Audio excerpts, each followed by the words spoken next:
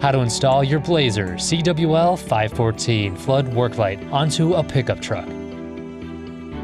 Here are some of the recommended tools and accessories you will need to complete this installation, and here are the items that come with the light. First, using the mounting bracket to determine where you want the light to be located, drill holes in your desired mounting locations and secure the light with the provided hardware. Now that the light is secured to the vehicle, we can begin the wiring portion of our installation. Begin by using a ring connector to attach the hot wire to the positive lead on the battery. Feed the other end of the hot wire from the battery to a 10 or 16 amp fuse.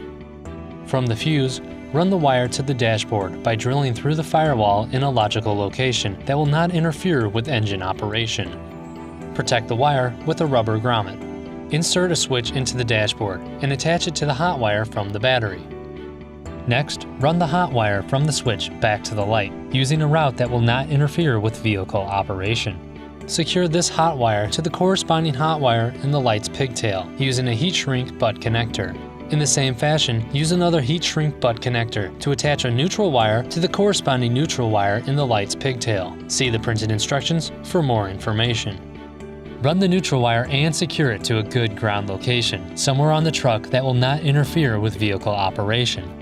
Ensure all of your wires are secured with zip ties. Finally, test the light to make sure everything works properly. Congratulations, you have successfully installed your new Blazer CWL514 flood work light. Blazer International lights the way.